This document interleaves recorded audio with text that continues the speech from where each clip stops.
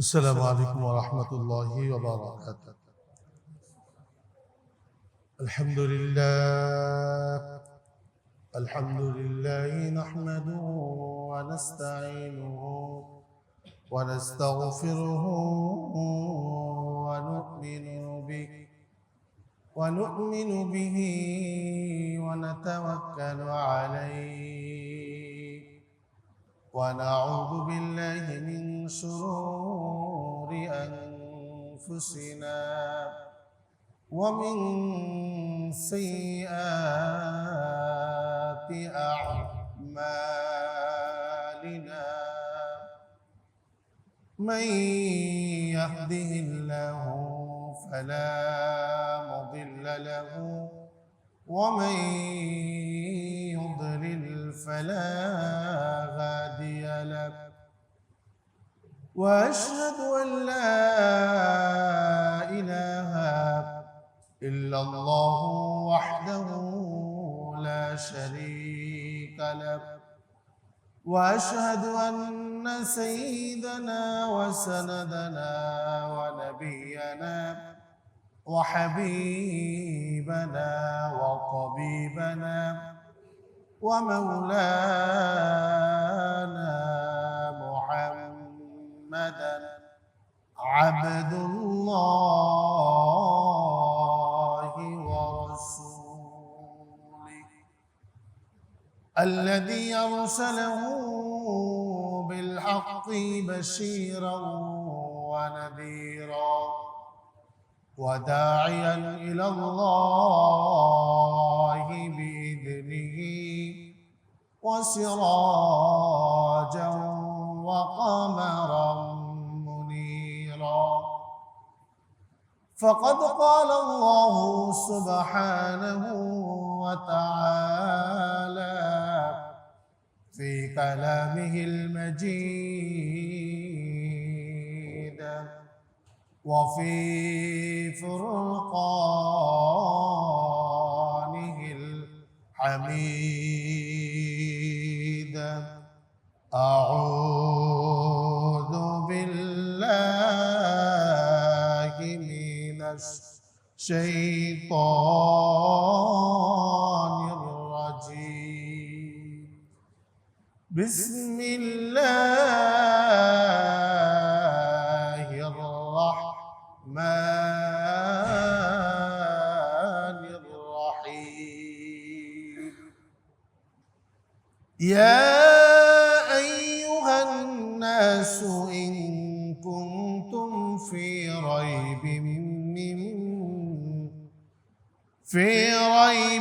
من البعث فإنا خلقناكم من تراب ثم من نطفة ثم من علقة ثم من مضغة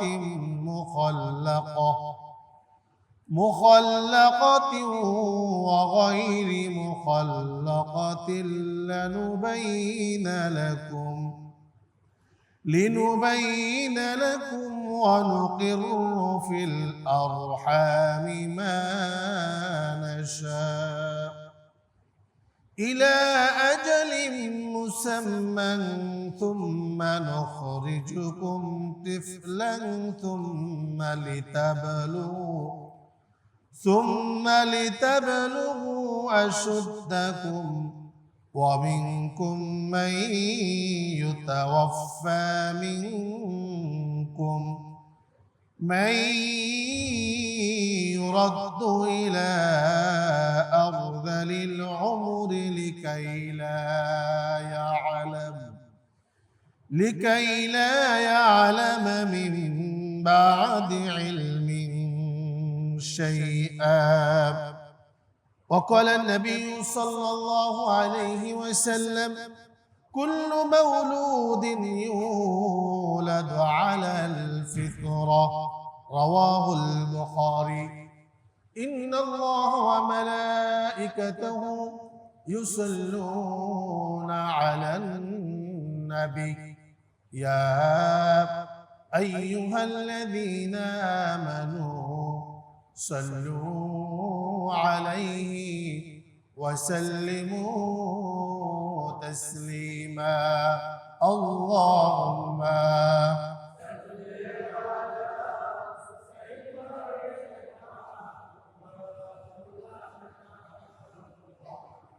وعلى علي سيدنا مولانا محمد بلغ العلا بكماله كشف الدجى بجماله حسنت جميع خصاله صلوا عليه وآله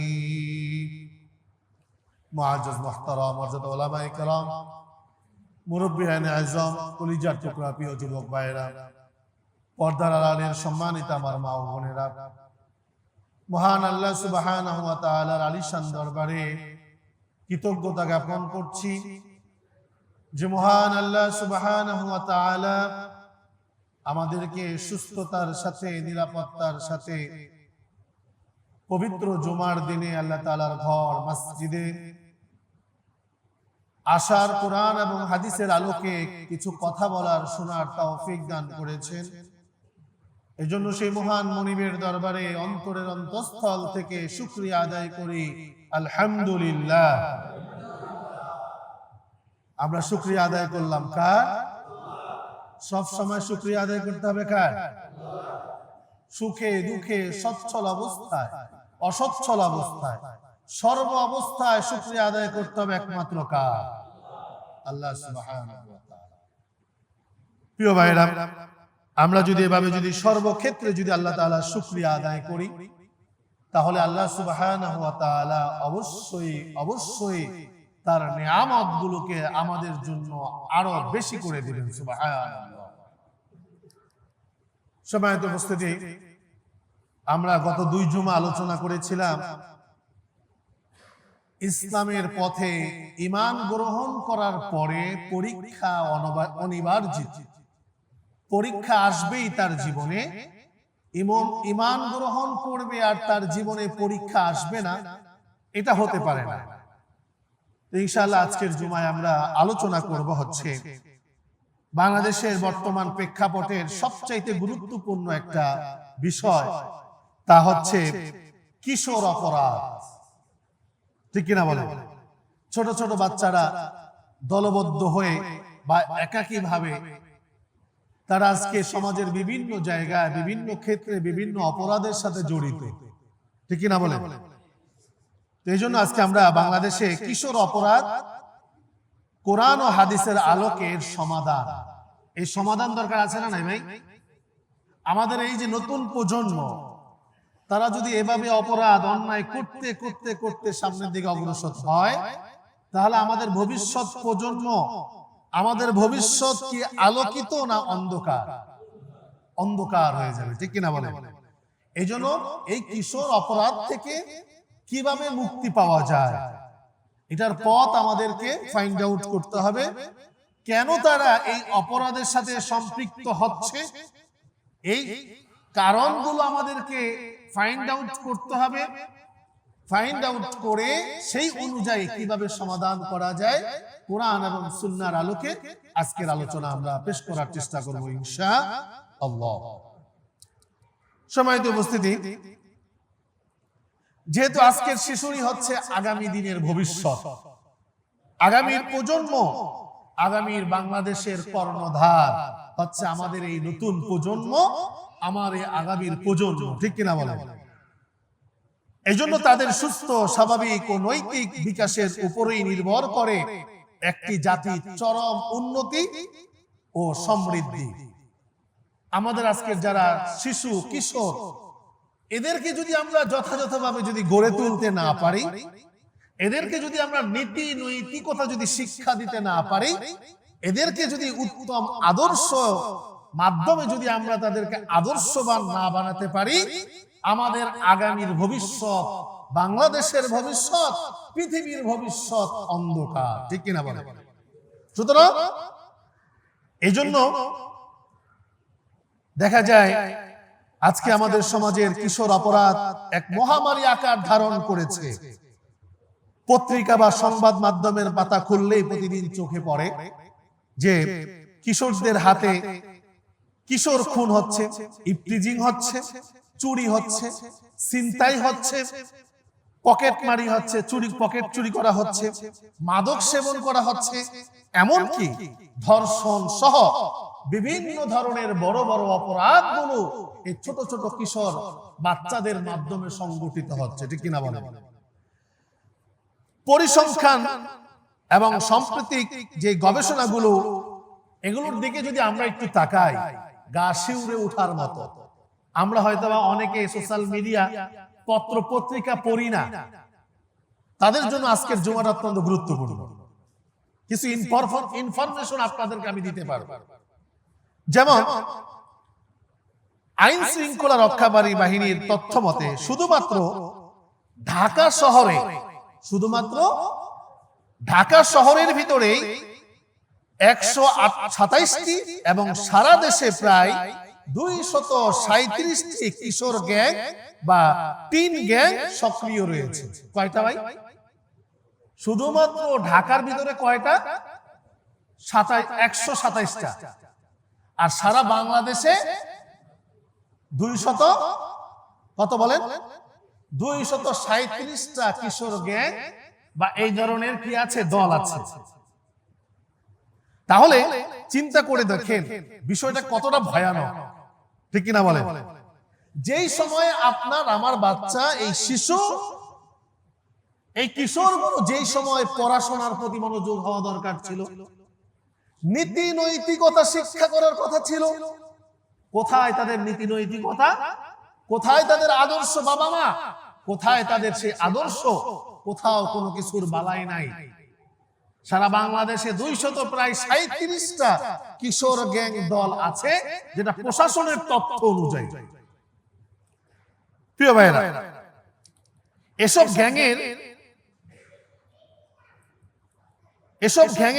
10,000-এরও বেশি কিশোর, 10,000-এরও বেশি কিশোর এই কিশোর গ্যাংগুলোতে অংশগ্রহণ করে, প্রায় 10,000-এর বেশি।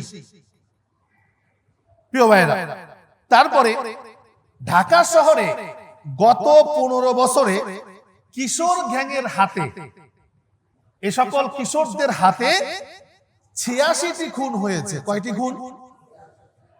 বিষয়টা কি আসলে কি স্বাভাবিক না অস্বাভাবিক? এই কিশোর গ্যাংয়ের হাতে এই শুধু ঢাকাতেই 86টা খুন হয়েছে, এবং যার মধ্যে শুধু 2023 সালেই 25টি হত্যাকাণ্ডের ঘটনা ঘটেছে। 2025 সালেই 25টি হত্যাকাণ্ড হয়েছে এই কিশোরদের মাধ্যমে। প্রিয় ভাইরা, এই কিশোর গ্যাংগুলো বিভিন্ন নামে এরা সংগঠিত হয়, যেমন disco boys, night star, Bangla group, এরকম আরো অনেকগুলো নাম আছে। তারা এই গ্রুপগুলোতে যুক্ত হয়। সময়তে উপস্থিত। তো এই জন্য যেমন কিছুদিন আগে সামান্য একটা সাইকেলের জন্য নিজ সহপাঠীকে দা দিয়ে জবাই করে হত্যার মতো লোমহর্ষক ঘটনাও এই কিশোরদের মাধ্যমেই হয়েছে। সামান্য একটু ঝগড়া, ক্লাসের ভিতরে কারো সাথে কারো মতের পার্থক্য হয়েছে, কথা কাটাকাটি হয়েছে, সামান্য বিষয় নিয়েও এই হত্যাকাণ্ডগুলো সংগঠিত হচ্ছে। এই যে কিছুদিন আগে আমাদের সাভারেই ঘটে গিয়েছে, আর্জেন্টিনা এবং ব্রাজিল দুই পক্ষের সমর্থনকে কেন্দ্র করে সংগঠিত হত্যাকাণ্ড হয়েছে। আপনারা কি জানেন? আমি আপনাদের মনে আছে কিনা জানি না, বিশ্বকাপ শুরু হওয়ার আগের জুমায় আপনাদের কি আলোচনাটা আমি করেছিলাম না? বলেন, সাবধান করেছিলাম কিনা বলেন? আজকে আমরা সেই দিন সাবধান না হওয়ার কারণে, মসজিদের ইমাম সাহেবদের কথা না শোনার কারণে আজকে এই যে প্রাণটা ঝরে গেল, এটার দায়ভার কে নিবে? কিয়ামতের মাঠে যখন আল্লাহ সুবহানাহু ওয়া তাআলা আমাকে জিজ্ঞেস করবে, আপনি তো মডেল মসজিদের ইমাম সাহেব ছিলেন, আপনি কি এই জাতিকে সাভারবাসীকে সাবধান করেছিলেন? আমি তো পার পেয়ে যেতে পারবো যে হ্যাঁ আল্লাহ, আমি বিশ্বকাপ শুরু হওয়ার আগেই আমি তাদেরকে সাবধান করেছিলাম, আমার কিশোরদেরকে সাবধান করেছিলাম, আমার যুবক ভাইদেরকে সাবধান করেছিলাম, অভিভাবকদেরকে সাবধান করেছিলাম। আল্লাহ তারপরেই ঘটনা ঘটেছে, আমার আর কি করার আছে? আল্লাহ তাআলা আমাকে ছেড়ে দিবেন। আমরা যারা সমাজপতি, সমাজ পরিচালনা করছি, আমরা যারা পরিবার পরিচালনা করছি, আমরা কিন্তু আল্লাহ তাআলার কাঠগড়ায় আমাদেরকে দাঁড়াতে হবে। প্রিয় ভাইরা, আমাদের আল্লাহ সুবহানাহু ওয়া তাআলা ইসলামের ভিতরে সংস্কৃতি দিয়েছেন কিনা বলেন? বিনোদনের ব্যবস্থা রেখেছেন কিনা বলেন? অবশ্যই রেখেছেন। সুতরাং ইসলামের যে বিনোদন রয়েছে, ইসলাম যতটুকু বিনোদনকে গ্রহণ করে, এর বাহিরে গিয়ে যদি কেউ বিনোদন উপভোগ করার চেষ্টা করে, সেটা কি তার জন্য ভালো হবে না খারাপ হবে? অবশ্যই খারাপ হবে। প্রিয় ভাইরা, আজকে আমাদের সমাজে, আমাদের বিভিন্ন এলাকায় টিভি স্ক্রিনগুলো লাগানো হয়, বড় বড় পর্দা লাগানো হয়, হাজার হাজার মানুষ একসাথে রাতের বেলায় চিল্লানি দেয়, ঠিক কিনা বলে? আওয়াজ করে গোল গোল বলে চিল্লায়া এলাকার সকল মানুষগুলোকে ঘুম থেকে উঠিয়ে দিচ্ছে। অনেক অসুস্থ অসহায় ছোট বাচ্চা আছে, তাদের এই চিৎকারে মানুষের ঘুমের নষ্ট হয়েছে। অনেক ইবাদত বندگی করা আল্লাহওয়ালা মানুষের নামাজের ক্ষতি হয়েছে। কিয়ামতের মাঠে যদি একটা গোল চিৎকারের কথা যদি আল্লাহ তাআলা কাউকে ধরেন, বাঁচার কি কোনো সুযোগ আছে? কোনো সুযোগ নাই। সচেতন হওয়া দরকার, সচেতন হওয়া দরকার। প্রিয় ভাইরা, এজন্য বাংলাদেশের সামাজিক যোগাযোগের মাধ্যমের অপব্যবহার ও পর্নোগ্রাফিতে আসক্তির কারণে এক বছরে বাংলাদেশের সাইবার অপরাধের প্রায় দ্বিগুণ হয়েছে। সোশ্যাল মিডিয়া, ইন্টারনেট, এগুলোর মাধ্যমে যত ধরনের অপরাধ সংগঠিত হয়, গত এক বছরে এটা দ্বিগুণ হয়েছে। আগে ছিল 5% সামথিং ছিল, বর্তমানে এটা 11.85% বৃদ্ধি পেয়েছে সাইবার অপরাধের সংখ্যা। প্রিয় ভাইরা, তাহলে এটা কি আমাদের জন্য কি অশনি সংকেত কিনা বলেন? অশনি সংকেত না? আমরা কি দিনে দিনে উন্নতি হচ্ছে না অবনতি হচ্ছে? আমাদের অবকাঠামোগত আমাদের উন্নতি হচ্ছে, বাড়ি গাড়ি বাড়ছে, রাস্তাঘাট সুন্দর হচ্ছে, সড়ক থেকে মহাসড়কে উন্নতি হচ্ছে, কিন্তু আমাদের চরিত্র, আমাদের আখলাক চরিত্র দিনে দিনে পশুর চাইতে খারাপ হচ্ছে। প্রিয় ভাইরা, এজন্য আমরা আজকে দেখব কোরআন সুন্নাহর আলোকে কিভাবে কিশোরদেরকে অপরাধ থেকে, অন্যায় থেকে বিরত রাখা যায়, কোরআন সুন্নাহ এর সমাধান কিভাবে দিয়েছে। আমরা সবাই শুনতে রাজি আছি ইনশাআল্লাহ? আমরা প্রথমে একটু দেখব ইসলামের শিশু কিশোর ও ফিতরাতের ধারণা। কাদেরকে শিশু বা কিশোর বলা হয় এবং এদের ফিতরাতের ধারণা, জন্মগ্রহণ করার ধারণাটা আমরা প্রথমে একটু নেওয়ার চেষ্টা করব। সময়তে উপস্থিতি, কিশোর অপরাধ নিয়ে আলোচনার পূর্বে আমাদের জানা প্রয়োজন ইসলাম শিশু কিশোরদের কিভাবে মূল্যায়ন করে। মহান আল্লাহ মানুষকে বিভিন্ন স্তরে পর্যায়ক্রমে সৃষ্টি করেছেন। মাতৃগর্ভ থেকে শুরু করে শৈশব, কৈশোর, যৌবন এবং বার্ধক্য, প্রতিটি স্তরেই আল্লাহ সুবহানাহু ওয়া তাআলার অসীম কুদরত এবং নির্দেশনার বহিঃপ্রকাশ আল্লাহ তাআলা করেছেন, ঠিক কিনা বলেন? পবিত্র কোরআনুল কারীমে আল্লাহ সুবহানাহু ওয়া তাআলা এই সম্পর্কে বলছেন সূরাতুল হাজের 5 নং আয়াতে বলছেন যে হে মানুষ, যদি তোমরা পুনরুত্থানের ব্যাপারে সন্দেহ থাকে তোমাদের ভিতরে, তবে নিশ্চয়ই জেনে রাখো। আমাদের ভিতরে অনেক মানুষ আছে না যারা বলে যে না, দুনিয়ার জীবনই শেষ, মৃত্যুবরণ করলে মাটির সাথে মিশে যাবে, আর পরবর্তী কোনো লাইফ নাই, পরবর্তীতে আবার আমাদেরকে পুনরুত্থান করা হবে, আমাদেরকে আবার প্রাণ দেয়া হবে, হিসাব নিকাশ করা হবে। এটা হুজুরদের একটা ভাওতাবাজি, হুজুরদের একটা গল্প গুজব ছাড়া কিছু না। এই ধরনের কথা আমাদের সমাজে আছে না নাই? আছে না ভাই? আমাদের সমাজের কিছু মানুষ এই ধরনের চিন্তা করে, কথা বলে। তাদেরকে উদ্দেশ্য করে আল্লাহ সুবহানাহু ওয়া তাআলা বলছে যে তোমরা যদি কিয়ামতের মাঠের পুনরুত্থানের ব্যাপারে যদি কোনো সন্দেহ তোমাদের ভিতরে থাকে, তাহলে তোমরা জেনে রাখো, নিশ্চয়ই জেনে রাখো, আমি তোমাদেরকে মাটি থেকে সৃষ্টি করেছি। কোথা থেকে? মাটির ভিতরে কি আপনার কোনো আকৃতি ছিল? আমার কোনো আকৃতি মাটির ভিতরে আছে? নাই। যেই মাটির ভিতরে আপনার আমার কোনো আকৃতি নাই, কোন দেহের কোনো অবয়ব নাই, চেহারার কোনো চিহ্ন মাটির ভিতরে নাই, সেই মাটি থেকে যে আল্লাহ সৃষ্টি করতে পেরেছেন, সে আল্লাহ বলছেন আমি তোমাকে মাটি থেকে সৃষ্টি করেছি। তারপর শুক্র থেকে এক ফোঁটা নোংরা পানি, শুক্রাণু থেকে, হ্যাঁ, এক ফোঁটা পানি থেকে আমি তোমাকে সৃষ্টি করেছি। পানির ভিতরে কি মানুষের কোনো অবয়ব দেখা যায়? চেহারা দেখা যায়? হাত দেখা যায়? পা দেখা যায়? কিছুই দেখা যায় না। আল্লাহ তাআলা বলছেন যে আমি তারপরে শুক্রাণু থেকে, তারপরে আলাকা থেকে, রক্তপিণ্ড থেকে তোমাকে আমি সৃষ্টি করেছি। তারপর পূর্ণাকৃতি বিশিষ্ট অথবা অপূর্ণাকৃতি বিশিষ্ট গোস্ত থেকে আমি তোমাকে সৃষ্টি করেছি। সুবহানাল্লাহ। মায়ের গর্ভে একটা সন্তানের কয়টা ধাপ পার হতে হয়, এই বিষয়টা আল্লাহ সুবহানাহু ওয়া তাআলা এখানে স্পষ্টভাবে ধারাবাহিকভাবে দিয়েছেন যে আমি সর্বপ্রথম তোমাদেরকে মাটি থেকে সৃষ্টি করেছি, তারপরে শুক্রাণু থেকে তোমাদেরকে সৃষ্টি করেছি, তারপরে শুক্রাণুটা রক্তপিণ্ডতে জমাট একটা রক্তেতে রূপান্তরিত হয়েছে। সেখানেও তোমাদের কোনো রূপ ছিল না, তোমাদের কোনো আকৃতি ছিল না। তারপরে তোমরা এই রক্তপিণ্ডটা এক টুকরা গোস্তে রূপান্তরিত হয়েছিল, সেখানেও তোমার কোনো রূপ ছিল না, তোমার কোনো আকৃতি ছিল না। ওই এক টুকরা গোস্ত থেকে আমি তোমার আকৃতি ধারণ করেছি, তোমাকে আকৃতি দিয়ে আমি এত সুন্দর করে তোমার মায়ের পেটের ভিতরে আমি তোমাকে সৃষ্টি করেছি। সুবহানাল্লাহ।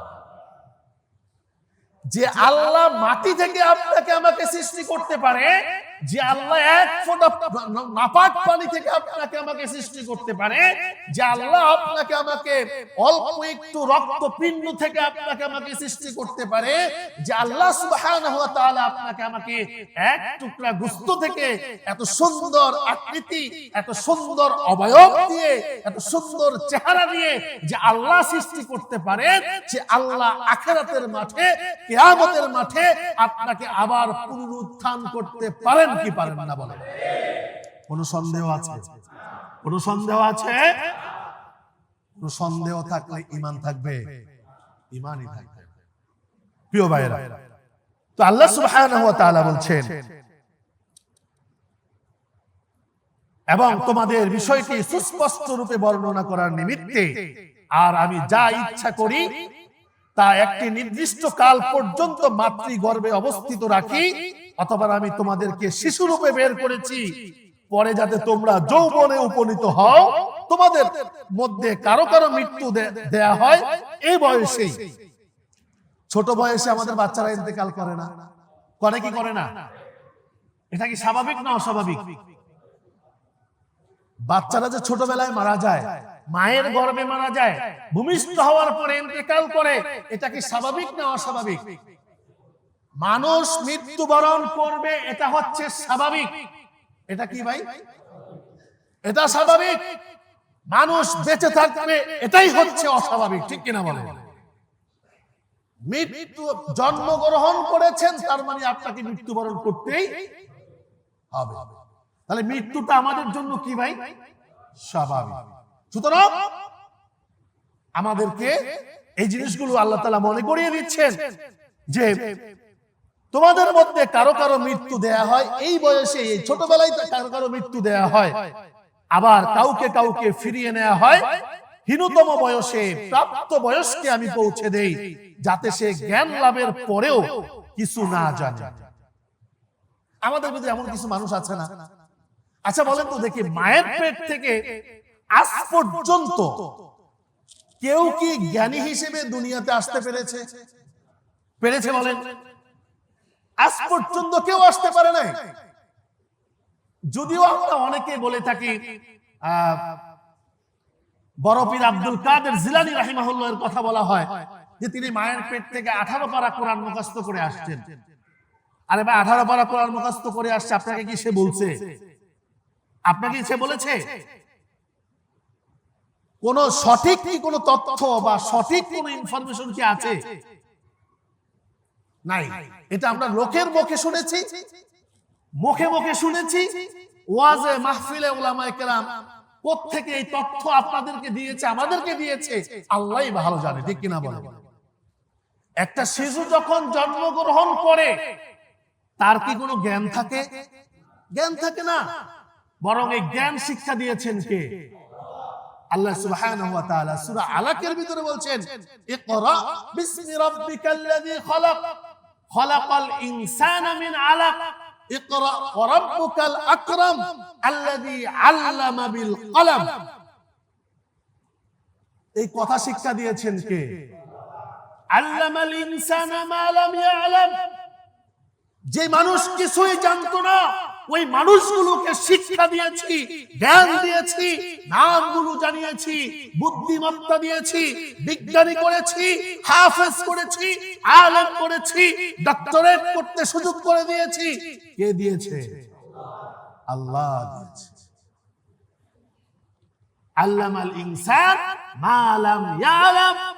আমি মানুষকে শিক্ষা দিয়েছি যা সে জানতো না।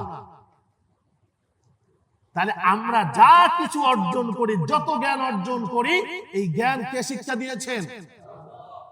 আজকে আমরা যারা এই জ্ঞান নিয়ে, গরিমা নিয়ে, আমরা জ্ঞান নিয়ে যারা আজকে আমরা অহংকার করি, আমি এত জ্ঞানী মানুষ, আমি এত গুণীজন, এই গুণী আপনাকে কে বানালো? এই জ্ঞানী আপনাকে কে বানালো? একবারও কি চিন্তা করেছেন? প্রিয় ভাইরা, এজন্য আল্লাহ সুবহানাহু ওয়া তাআলা বলছেন, কিছু কিছু মানুষকে আমি ছোটবেলায় মৃত্যুবরণ করাই, তাদেরকে মৃত্যু দেই।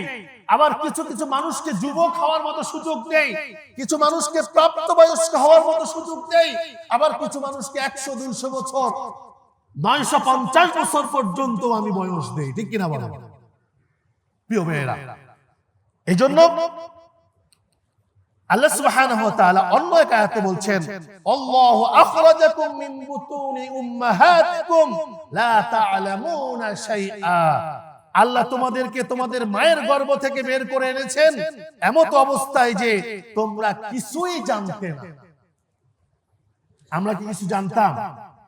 ছোটবেলায় আমাদেরকে বাবা মা যখন একটু একটু করে আমাদের শরীরটা শক্ত হচ্ছে, হাড়গুলো শক্ত হচ্ছে, চামড়াগুলো আস্তে আস্তে টান টান হচ্ছে, তখন বাবা মা, আত্মীয় স্বজন, নিকট আত্মীয়রা আমাদেরকে শিখিয়েছেন বাবা বাবা, মা মা শিখিয়েছেন, ঠিক না বলেন? ভুল বললাম আমি? তাহলে আপনি যে বাবা মা তাকে শিক্ষা দিলেন, আপনি কোত্থেকে শিখেছেন? কার কাছ থেকে শিখেছেন? আপনার বাবা মা আপনাকে শিক্ষা দিয়েছে, তার বাবা মা তাকে শিক্ষা দিয়েছে। একবারে আদম আলাইহিস সালাম পর্যন্ত যদি আপনি পৌঁছে যান, আদম আলাইহিস সালামকে শিক্ষা দিয়েছেন কে? দলিল আছে না নাই? আছে না নাই? কিছুক্ষণ আগে একটা আয়াত আমি আপনাদের সামনে পেশ করলাম, আল্লামাল ইনসান, আমি মানুষকে শিক্ষা দিয়েছি।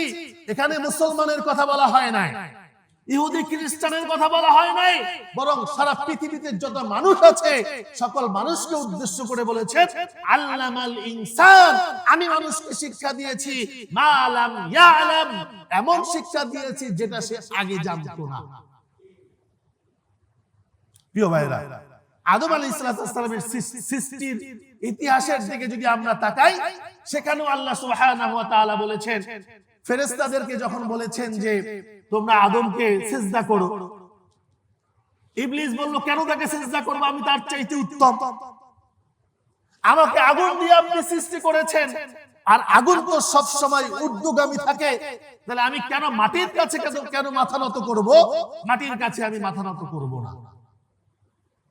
তাহলে আদম আলাইহিস সালামের শ্রেষ্ঠত্ব আর ফেরেশতাদের শ্রেষ্ঠত্বের ভিতরে পার্থক্য আছে না নাই? অবশ্যই পার্থক্য আছে। প্রিয় ভাইরা, আদম আলাইহিস সালামের ফেরেশতাদের সামনে আল্লাহ সুবহানাহু ওয়া তাআলা দুনিয়ার বিভিন্ন জিনিস সামনে রেখে বললেন যে তোমরা যদি মনে করো যে তোমরা সবচাইতে জ্ঞানী মানুষ, তাহলে এই সকল বস্তুর নাম বলে দাও। ফেরেশতারা বললেন, ইয়া রাব, আমরা তো এগুলোর নাম জানি না, আপনি আমাদেরকে যতটুকু জানার তৌফিক দিয়েছেন ততটুকুই আমরা জানি, আপনি যেভাবে আমাদেরকে চলতে বলেন সেভাবেই আমরা চলি, এর বাহিরে আমাদের কোনো জ্ঞান নাই, এর বাহিরে আমাদের কোনো কাজ নাই। আদম আলাইহিস সালামকে আল্লাহ তাআলা সব নামগুলো শিক্ষা দিলেন। আদম আলাইহিস সালামকে যখন বললেন যে আদম তুমি এগুলোর নাম বলে দাও, আদম আলাইহিস সালাম একটা একটা করে সব নামগুলো ফেরেশতাদের সামনে পেশ করলেন। সুবহানাল্লাহ। প্রিয় ভাইরা, তাহলে এই জ্ঞান শিক্ষা দিয়েছেন কে? আল্লাহ সুবহানাহু ওয়া তাআলা। জ্ঞান নিয়ে বড়াই করার মতো কোনো ক্ষমতা, কোনো শক্তি আপনার আমার কি আছে? জ্ঞান নিয়ে বড়াই করবেন কে? কে হাত তোলেন। কেউ করবেন না। আপনি আমি কি জ্ঞান অর্জন করেছি? কোন জ্ঞানই আমাদের ভিতরে নাই, ঠিক কিনা বলেন? কোন জ্ঞানই আমাদের ভিতরে নাই। আপনার আমার পিছনে কি হচ্ছে সেটাই তো জানি না। 2 দিন আগে কি খাবার খেয়েছি, 1 দিন আগে কি কথা বলেছি সেটাই তো আমাদের মনে থাকে না। আবার নিজেকে আমরা বড় জ্ঞানী মনে করি, অনেক সচেতন মনে করি, অনেক শক্তিশালী মনে করি, অনেক ক্ষমতাধর মনে করি, ঠিক কিনা বলেন? প্রিয় ভাইরা, এজন্য এই জ্ঞানকে নিয়ে গর্ব অহংকার করার মতো কোন সুযোগ আপনার আমার নাই, ঠিক কিনা বলেন? প্রিয় ভাইরা, ফিতরাত বা স্বভাব ধর্মের ধারণা ইসলামের দৃষ্টিতে কোনো মানব সন্তানই অপরাধী বা পাপ নিয়ে জন্মগ্রহণ করে না। প্রতিটি শিশু তার জন্মলগ্নে নিষ্পাপ এবং ফিতরাত তথা স্বভাব ধর্ম ইসলামের উপর জন্মগ্রহণ করে। আল্লাহ সুবহানাহু ওয়া তাআলার প্রিয় হাবিব মুহাম্মদুর রাসূলুল্লাহ সাল্লাল্লাহু আলাইহি ওয়াসাল্লাম বুখারী শরীফের 1385 নং হাদিসে বলছেন, কুল্লু মাউলুদিন ইউলাদু আলাল ফিতরাহ, প্রত্যেকটা শিশু দ্বীনি ফিতরাতের উপর, ইসলামের উপর জন্মগ্রহণ করে। সুবহানাল্লাহ। মুসলমানের ঘরে সন্তান জন্মগ্রহণ করে যেই ফিতরাতের উপরে, একজন ইহুদি বা খ্রিস্টানের সংসারে বা তার গর্ভে যে সন্তান জন্মগ্রহণ করে, দুটার ভিতরে এই পদ্ধতির ভিতরে কোনো পার্থক্য আছে? যে মুসলমানদের জন্য 9 মাস আর অন্য ধর্মাবলম্বী যারা আছে তাদের জন্য 6 মাস। বিষয়টা কি এমন? তাদের বাচ্চা সরাসরি আসমান থেকে পড়ে, আমাদেরটা গর্ভের মাধ্যমে আসে। বিষয়টা কি এমন? প্রত্যেকটা মানুষের অন্যান্য ধর্মাবলম্বী সবার সন্তানগুলো দুনিয়াতে একই প্রক্রিয়ার মাধ্যমে আসে, ঠিক কিনা বলেন? ওই সন্তানের কোনো দোষ নাই, ওই সন্তান অপরাধী নয়, বরং অপরাধী হচ্ছে তার বাবা, তার মা, তার পরিবার, তার আত্মীয় স্বজন, পাড়া প্রতিবেশী। তারাই মূলত এই সন্তানটাকে মিসগাইড করে, হতবা মিসগাইড করে, না হলে সরল সঠিক পথ প্রদর্শন করে, ঠিক কিনা বলে? প্রিয় ভাইয়েরা, কিশোর বয়সের সংবেদনশীল ও শরীয়তের দায়বদ্ধতা এ ব্যাপারে ইসলামী আইন এবং ফিকহের পরিভাষায় একজন ব্যক্তি ততক্ষণ পর্যন্ত শিশু বা কিশোর হিসেবে পরিগণিত হয় যতক্ষণ না সে বালিগ বা প্রাপ্ত বয়স্ক না হবে, ততক্ষণ পর্যন্ত তাকে কি বলা হয়? শিশু বা কিশোর বলা হয়। আচ্ছা, প্রাপ্তবয়স্ক হওয়ার লক্ষণ হিসেবে ইসলাম কোন নির্দিষ্ট গাণিতিক বয়স চাপিয়ে দেয় না। যেমন আমাদের রাষ্ট্রের একটা নিয়ম আছে, তাই না? যে এত বয়স থেকে এত বয়স পর্যন্ত শিশু, এত বয়স থেকে এত বছর পর্যন্ত কিশোর, এত বয়স থেকে এত বয়স পর্যন্ত যুবক, বৃদ্ধ ইত্যাদি ক্যাটাগরি ভাগ করা আছে না ভাই? আছে। কিন্তু ইসলাম এটাকে কি করে না? গাণিতিক কোন সংখ্যার মাধ্যমে নির্দিষ্ট করে দেয় না, বরং শারীরিক এবং মানসিক পরিবর্তনের, যেমন শারীরিক এবং মানসিক পরিবর্তনের উপর নির্ভর করে ইসলাম এটাকে নির্দিষ্ট করে। যেমন আমরা যদি কয়েকজন মনীষীর যদি আমরা এই সংজ্ঞাটা একটু জানি, তাহলে আমাদের জন্য সহজ হবে। মহান আল্লাহ সুবহানাহু ওয়া তাআলা কুরআনুল কারীমে প্রাপ্তবয়স্ক হওয়ার কয়েকটা স্তর আল্লাহ তাআলা বর্ণনা করেছেন। ওয়াইদা বালাগাল আতফালু মিনকুমুল হুলুম ফালিয়াস্তাযিনু কামাস্তাযানাল্লাযীনা মিন ক্বাবলিহিম, তোমাদের সন্তানরা স্বপ্নদোষ পর্যায়ে পৌঁছালে, তাদের যখন নাইট প্রেসার হওয়ার মতো অবস্থায় পৌঁছায় এবং তখন তাদেরকে তোমরা প্রাপ্ত বয়স্ক বলবা, বালেগ বলবা। বুঝাতে পেরেছি? তারপরে এই অবস্থায় পৌঁছালে তারাও যেন অনুমতি প্রার্থনা করে, যেমন অনুমতি প্রার্থনা করে থাকে তাদের বয়োজ্যেষ্ঠরা। যখন এই বয়সে তারা যখন পৌঁছাবে, তার যখন নাইট প্রেসার হওয়ার মতো অবস্থা যখন তার হবে, তখন কি করবে? তারা অনুমতি দিবে। অনুমতি মানে কি? বাবার রুমে গেলে অনুমতি নিতে হবে। ছোট বাচ্চা, তার অনুমতির প্রয়োজন নাই, কারণ সে হয়তো বা ভালো মন্দ বোঝে না, ভালো মন্দ বোঝে না, যে কারণে সে প্যান্ট খুলে ল্যাংটা হয়ে যেখানে ইচ্ছে সেখানে প্রসাব পায়খানা করতে পারে, ঠিক কিনা বলে? তার কোনো লজ্জাবোধ বা ইত্যাদি বিষয়গুলো তার সচেতনতার ভিতরে এখনো আসে নাই, এই জন্য সে শিশু। আর যেই বাচ্চাটা আস্তে আস্তে বোঝা শুরু করে দেয়, ভালো মন্দ বোঝা শুরু করে দেয়, তখনই তাদেরকে কি করতে হবে? অনুমতি নিতে হবে। আরেকজনের রুমে যেতে হলে বা উলঙ্গ হলে এটার জন্য নির্দেশনা আছে, ঠিক কিনা বলে? প্রিয় ভাইয়েরা, ইসলামী আইনবিদ বা ফুকায়ে কেরাম যেমন ইমাম শাফিঈ, ইমাম আহমদ ইবনে হাম্বল, ইমাম মুহাম্মদ ও আবু ইউসুফ রাহিমাহুল্লাহর মতে, যদি কোনো ছেলে মেয়ের মাঝে প্রাপ্তবয়স্ক হওয়ার শারীরিক লক্ষণ প্রকাশ না পায়, তবে 15 বছর বয়স পূর্ণ হওয়া পর্যন্ত তারা কিশোর কিশোরী হিসেবেই বিবেচিত হবে। অনেক সময় দেখা যায় অনেক বাচ্চাটা অনেক বড় হয়ে গেছে, কিন্তু তার শারীরিক যে গঠন, মানসিক যে বিকাশ হওয়ার কথা, সেটা হয় না। তাহলে সেক্ষেত্রে ফুকায়ে কেরাম বলেছেন যে তাদেরকে 15 বছর পর্যন্ত শিশু এবং কিশোর হিসেবে ধরা হবে। ইসলামী আইনে শিশু কিশোরদের এই সময়টাকে অত্যন্ত সংবেদনশীল হিসেবে ধরা হয়। যতক্ষণ না তারা প্রাপ্তবয়স্ক না হচ্ছে, ততক্ষণ তাদের উপর শরীয়তের কোনো কঠোর বিধান তথা হুদুদ বা কিসাস প্রয়োগ করা নিষেধ। রাসূল করিম সাল্লাল্লাহু আলাইহি সাল্লাম বলেছেন, 3 ব্যক্তির থেকে হিসাবের কলম তুলে নেওয়া হয়েছে। কয় ব্যক্তি ভাই? 3 ব্যক্তির কোনো হিসাব নাই।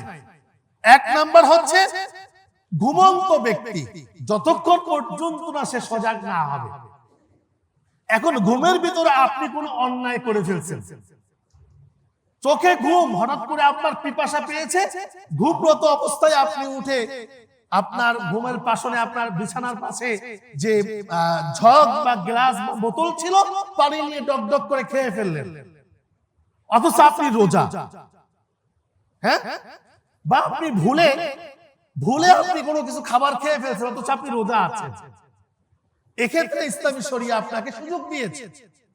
ঘুমের ভিতরে আপনি অন্য কোনো কাজ করে ফেলেছেন, উত্তেজনা বশত আপনি খারাপ কাজ করে ফেলেছেন, এটার ব্যাপারে ইসলাম আপনাকে কোনো কি করে না, আপনাকে কোনো গুনাহ দিবে না, কোনো দোষারোপ করছে না, কারণ আপনি ঘুমন্ত অবস্থায় রয়েছে।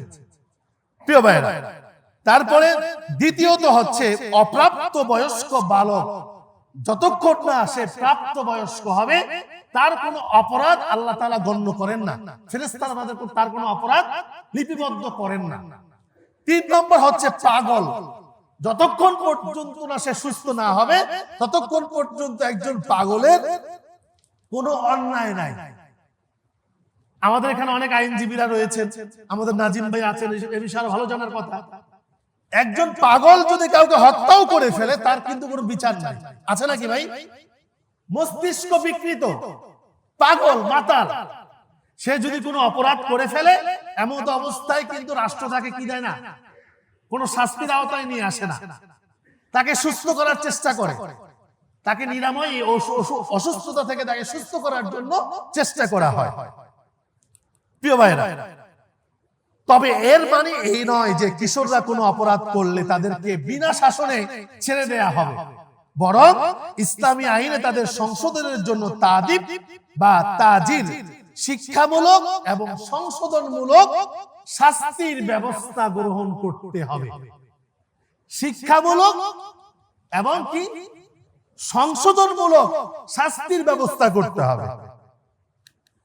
হযরত ওমর রাদিয়াল্লাহু তাআলা আনহু থেকে বর্ণিত আছে, অপ্রাপ্ত বয়স্ক ছেলে মেয়ে যতক্ষণ পর্যন্ত ইসলামে তার উপর আরোপিত দায় দায়িত্ব সম্পর্কে না জানবে, যে ইসলাম তার এই অন্যায় অপরাধ কি দায়িত্ব দিয়েছে, কি কাজ তাকে করতে হবে, কি কাজ তাকে বর্জন করতে হবে, এটা যতক্ষণ পর্যন্ত তারা না বুঝবে, পরিপূর্ণভাবে যতক্ষণ পর্যন্ত তারা না বুঝবে বা না জানবে, ততক্ষণ পর্যন্ত তার উপর হক, কিসাস বা দৃষ্টান্তমূলক শাস্তি প্রদান করা যাবে না, বরং তাদের প্রতি সহানুভূতিশীল এবং সংশোধনমুখী দৃষ্টিভঙ্গি নিয়ে তাদের বিচার করতে হবে, শাস্তির আওতায় নিয়ে আসতে হবে।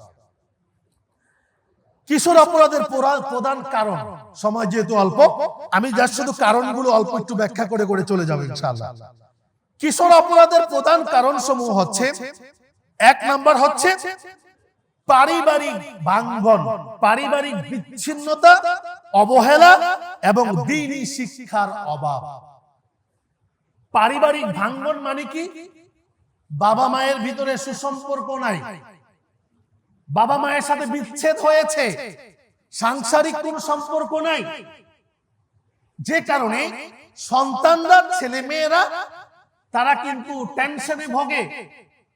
বাবা নাই, মা নাই, কে তাকে পরিচালনা করবে? বাবা মা সারাদিন শুধু ঝগড়া করে, একজন আরেকজনকে শুধু বিভিন্ন ধরনের কি দেয়, অপবাদ দেয়, বিভিন্ন ধরনের যুক্তি, তর্ক, সন্দেহ ইত্যাদির কারণে পরিবারগুলো তছনছ হয়ে যাচ্ছে, ঠিক কিনা বলেন? আমাদের বর্তমান সমাজে পারিবারিক কোনো ব্যবস্থা কি গড়ে আছে এখন আর? একটা সময়তে এমনও ছিল 20 জন, 25 জন, 30 জন, 50 জন একই ঘরে আমরা খেয়েছি, একই পাতিলের ভিতরে রান্না হয়েছে, ঠিক কিনা বলেন? এখন কি সেই পরিবারগুলো কি আর খুঁজে পাওয়া যায়? খুঁজে পাওয়া যায়। আলাদা আলাদা হয়ে নিজের মতো শান্তিতে থাকার জন্য আমরা বাসা ভাড়া নিয়ে থাকি, ওই বাসাতেও সমস্যা আছে না নাই? আচ্ছা, তাহলে আল্লাহ সুবহানাহু ওয়া তাআলা আপনাকে আমাকে নির্দেশনা দিয়েছে পারিবারিক সম্পর্ক এটাকে এস্টাবলিশ করার জন্য, এটাকে রাখার জন্য।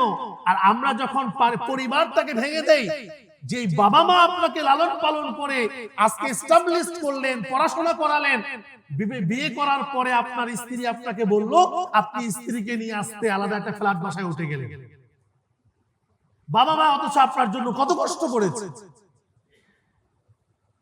আপনি শান্তিতে থাকার চেষ্টা করছেন, বাবা মা কি অবস্থায় আছে, বাবা মায়ের শান্তির কথা চিন্তা না করে নিজের শান্তির কথা চিন্তা করার কারণে আল্লাহ তাআলা আপনার পরিবারের ভিতরে অশান্তি দিয়ে দিয়েছেন, ঠিক কিনা বলেন? অশান্তি নাই? আমাদের আওয়াজে তো বলে না যে আমরা মনে হয় যে অশান্তিতে আছি, আমার মনে হয় যে আমরা সবাই শান্তিতে আছি, ঠিক কিনা বলেন? প্রত্যেকটা পরিবারের ভিতরে অশান্তি আছে না নাই? একটাই মাত্র কারণ, নিজের ভালো চাওয়ার কারণে, নিজে একাকী ভালো থাকার জন্য চিন্তা করার কারণে আমাদের পরিবারের ভিতরে অশান্তি ঢুকে গিয়েছে। আমরা যদি সবাইকে নিয়ে ভালো থাকার চিন্তা করতাম, বাবাকে, মাকে, শ্বশুর শাশুড়ি সবাইকে নিয়ে যদি ভালো থাকার চিন্তা করতাম, প্রত্যেকটা পরিবারের ভিতরে বারাকা দান করতেন কে? আল্লাহ। এখনো যাদের সুযোগ আছে চেষ্টা করুন, সিদ্ধান্ত পরিবর্তন করুন, বাবা মা, শ্বশুর শাশুড়ি সবাইকে নিয়ে একসাথে থাকার চেষ্টা করুন। শান্তি দিবেন কে? আল্লাহ দিবেন ইনশাআল্লাহ। সময়তে উপস্থিতি। এজন্য কিশোর অপরাধের প্রধান কারণের ভিতরে অন্যতম হচ্ছে পারিবারিক ভাঙ্গন, অবহেলা। বাবা বাবার মতো চলে, মা মার মতো চলে, ছেলে মেয়ের কোনো খোঁজ খবর নেয় না। দ্বীনি শিক্ষার অভাব রয়েছে। দ্বীনি শিক্ষার অভাব মানে কি? আমরা আমাদের সন্তানদেরকে জাগতিক জীবনে এস্টাবলিশ করার জন্য, জ্ঞানী বানানোর জন্য, দুনিয়াতে ভালো ইনকাম করার জন্য, ভালো পেশায় তার জীবনটাকে পরিচালনা করার জন্যই আমরা সবচেয়ে বেশি সতর্ক, ঠিক কিনা বলেন? আমার ছেলেটাকে আমি ডাক্তার বানাবো, আমার ছেলেটাকে আমি ইঞ্জিনিয়ার বানাবো, আমার ছেলেটাকে আমি পাইলট বানাবো, লক্ষ লক্ষ কোটি কোটি টাকা তার পেছনে খরচ করছি, কিন্তু আপনার ছেলেটা কি দ্বীন শিক্ষা করেছে কিনা? আচ্ছা আপনারা বলেন তো দেখি, দ্বীন শিক্ষা করে কি ডাক্তার হওয়া যায় না? কোরআনের হাফেজ হয়ে কি ডাক্তার হওয়া যায় না? কোরআনের হাফেজ হয়ে কি ইঞ্জিনিয়ার হওয়া যায় না? কোরআন মুখস্থ করে হাফেজ আলেম হয়ে কি ইউনিভার্সিটিতে পড়া যায় না? কোরআনের হাফেজ হয়ে কি ইংলিশ মিডিয়ামে পড়া যায় না? আপনাদের আওয়াজ নাই কেন ভাই? আপনারা কি জানেন না? প্রত্যেকটা মিডিয়াতে তো প্রতি বছর বলে ঢাকা বিশ্ববিদ্যালয় থেকে শুরু করে বুয়েট যতগুলো পাবলিক বিশ্ববিদ্যালয় আছে, ম্যাক্সিমাম পাবলিক বিশ্ববিদ্যালয়গুলোর টপ 10 এর ভিতরে ম্যাক্সিমামই মাদ্রাসার স্টুডেন্ট। ম্যাক্সিমাম মাদ্রাসার স্টুডেন্ট। তাহলে তারা তো কোরআন হাদিস পড়েই তো সেখানে গিয়েছে। না পারলে কি টপ 10 এর ভিতরে যেতে পেরেছে? পেরেছে ভাই বলেন? এখন অনেক সময় আমরা বলি যে মাদ্রাসার ছাত্ররা এটা করে সেটা করে, তারা ইংলিশ কম পড়ে, বাংলা কম পড়ে। তাহলে কম পড়লে সেখানে পারলো কিভাবে? সেখানে তো নকল করার কোনো সুযোগ নাই, দেখে লেখার কোনো সুযোগ নাই। আছে নাকি ভাই? আছে? নাই। প্রিয় ভাইরা, তাহলে দিন শিক্ষা অর্জন করেও কিন্তু ডাক্তার হওয়া যায়। আমার একাধিক ফ্রেন্ড আছে যারা ডাক্তার, যারা কোরআনের হাফেজ, মাদ্রাসা থেকে দাখিল আলিম করেছে, ফাজিল কামিল করছে। একাধিক আমার ফ্রেন্ড আছে, ক্লাসমেট রয়েছে আমার, যারা ডাক্তার। বিভিন্ন পাবলিক ইউনিভার্সিটিগুলোতে তারা, মেডিকেল বিশ্ববিদ্যালয়গুলোতে তারা আজকে অবদান রাখছেন, মানুষের সেবায় তারা নিয়োজিত আছেন। আমার একাধিক ফ্রেন্ড আছে, আমার ক্লাসমেট রয়েছে যারা বুয়েটের ইঞ্জিনিয়ার। এটা আমি নিজেই সাক্ষী, আপনারাও অনেকে জানেন। জানেন না ভাই? প্রিয় ভাইরা, মাদ্রাসায় পড়লে, দ্বীনি ইলম অর্জন করলে যে আপনি জাগতিক জীবনে উন্নতি করতে পারবেন না, এটা মিথ্যা ধারণা। মিথ্যা ধারণা। আপনি যদি এই জাগতিক শিক্ষার সাথে সাথে দ্বীনি শিক্ষা যদি আপনি একসাথে যদি আপনার সন্তানকে শিক্ষা দেন, তাহলে হচ্ছে নূরুন আলা নূর। আপনার দুনিয়াও ঠিক থাকবে, আখিরাতও ঠিক থাকবে। ঠিক কিনা বলেন? শুধু দুনিয়াকে নিয়ে চিন্তা করলে হবে না। ছেলে মেয়েকে শুধু জাগতিক শিক্ষা দিলে হবে না, তাদেরকে নীতি, নৈতিকতা, আদর্শ শিক্ষা, তাদেরকে শিক্ষা দেওয়ার দরকার আছে না নাই? প্রিয় ভাইরা, 2 নম্বর হচ্ছে আরেকটা বিষয় আছে আমাদের সমাজের ভিতরে। অনেক পরিবার দেখা যায় বাবাও চাকরি করে, মাও চাকরি করে। তাহলে বাবাও চাকরি করছে, মাও চাকরি করছে, ছেলেটা কোথায় যাচ্ছে? ছেলেটা এই সময়টা কিভাবে ব্যয় করছে? বাবা মা কি খোঁজ খবর নিতে পারে? আপনি দুপুরে ফোন দিলেন, বাবা খেয়েছো? মা ফোন দিল, বাবা খেয়েছো? এতটুকুই কি আপনার দায়িত্ব শেষ? এটাই তো আমরা দায়িত্ব পালন করি, ঠিক কিনা বলেন? এর চাইতে বেশি দায়িত্ব কি আমরা পালন করি? আপনার সন্তানটাকে মাদ্রাসা বা স্কুলে দিয়ে আসেন, আবার ছুটি হওয়ার সাথে সাথে সন্তানটাকে স্কুলের গেট থেকে বের হওয়ার আগেই সন্তানটাকে ধরে আবার বাসায় নিয়ে আসেন। সন্তানটাকে সময় দেন, বাসায় গিয়ে সন্তানটাকে সময় দেন। সারাদিন অফিস করলেন, বাসায় এসে আবার মোবাইল ফোন চাপতে থাকেন, ফেসবুক দেখতে থাকেন, ইউটিউব দেখতে থাকেন, আবার টিভির ভিতরে সিরিয়াল দেখতে থাকি। তাহলে এই সন্তানটাকে কি সময় দেওয়ার প্রয়োজন নাই? তাহলে আপনার আবার সন্তান কেন অপরাধ করবে না? কেন কিশোর গ্যাংয়ের সাথে তারা যোগদান করবে না? কেন সে মাদক দ্রব্য গ্রহণ করবে না? প্রিয় ভাইরা, এই সুযোগ কে করে দিচ্ছি? আমি, আপনি, পরিবারের প্রধান যারা, আমরাই কিন্তু সুযোগ করে দিচ্ছি। 2 নম্বর হচ্ছে অসৎ সঙ্গ এবং গ্যাং কালচারের প্রভাব। আমাদের সন্তানটা কোথায় যাচ্ছে, কার সাথে মিশামি করছে, তার বন্ধু কে কে আছে, এটা আমাদেরকে ফাইন্ড আউট করতে হবে। কাদের সাথে চলাফেরা করছে আপনাকে আমাকে চিন্তা করতে হবে, খোঁজ খবর নিতে হবে। ভালো বন্ধু হলে তার সঙ্গে চলবে, তার সাথে চলাফেরা করবে। ভালো যদি ফ্রেন্ড না হয় তার সাথে চলতে দেয়া যাবে। ভালো পরিবারের সন্তান না হলে তার সাথে চলতে দেয়া যাবে না। প্রিয় ভাইরা, এই জন্য এইসব বিষয়গুলো আমাদেরকে খেয়াল রাখতে হবে, যেন অসৎ সঙ্গে যেন আমাদের সন্তানরা না চলে যায় এবং গ্যাং কালচারের প্রভাব যেন তাদের ভিতরে না আসে, সেই দিকে আমাদেরকে খেয়াল করতে হবে। আমাদের সন্তানদেরকে আমরা প্রপারলি গুরুত্ব না দেওয়ার কারণে, টেক কেয়ার করার না করার কারণে আমাদের সন্তানরা আমাদের থেকে দূরে চলে যায়। বন্ধু বান্ধবদের সাথে মিলামেশা করার চিন্তা ভাবনা তাদের বৃদ্ধি পায়। বাবা সময় দেয় না, মা সময় দেয় না, বড় ভাই সময় দেয় না, বড় বোন সময় দেয় না, তাহলে এই যে সন্তানটা, তার তো সঙ্গ দরকার, ঠিক কিনা বলেন? তাকে তো সময় দিতে হবে। এখন আপনি পরিবারের পক্ষ থেকে যখন তাকে সময় দিচ্ছেন না, তখন সে বাহিরে গিয়ে বন্ধু বান্ধবের সাথে মেলামেশা করে, তারাও সিগারেট খায়, সেও চিন্তা করে দেখে একটা টান দিয়ে দেখি কেমন লাগে। আস্তে আস্তে সিগারেট ধরে, সেখান থেকে গাঁজা ধরে, ইয়াবা ধরে, এমন করতে করতে সব অপরাধের ভিতরে তারা সংযুক্ত হয়, ঠিক কিনা বলে? প্রিয় ভাইয়েরা, 3 নম্বর হচ্ছে মাদকাসক্তি, সকল অপরাধের জননী। মাদক কিন্তু মানুষ একদিনে আসক্ত হয় না, আস্তে আস্তে আসক্ত হয়। ওই যে বলেছি, বন্ধুদের সাথে আস্তে আস্তে গিয়েছে, বন্ধু সিগারেট খেয়েছে, সিগারেটের ধোঁয়ার দুর্গন্ধ নাকের ভিতরে এসেছে, তার মনের ভিতরে একটু কি বলে আকাঙ্ক্ষা জেগেছে যে একটু টান দিয়ে দেখি কেমন লাগে, গাঁজাটাকে একটু টান দিয়ে দেখি কেমন লাগে, তাই না?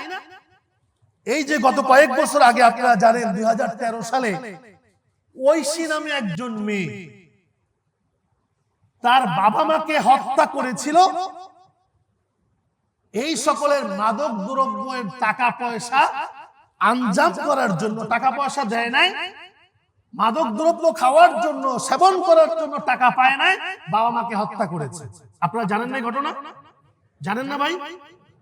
কিছুদিন আগে মিরপুরে কিছুদিন আগে হত্যা হয়েছে না ভাই? সেটার পিছনে কিন্তু মাদক দায়ী। গাজীপুরে হত্যা হয়েছে, স্ত্রীকে হত্যা করেছে, মেয়েকে হত্যা করেছে, শালাকে হত্যা করেছে। সেটার পিছনে কি ছিল কারণ? আপনারা জানেন না ভাই? এটার পিছনে কি ছিল? মাদক ছিল। প্রিয় ভাইরা, তাহলে এই মাদক আসক্তি আমাদের সন্তানরা দিনে দিনে হয়ে যাচ্ছে, এটার ব্যাপারে আমাদের সচেতন হওয়া দরকার, সন্তানদেরকে সময় দেওয়া দরকার।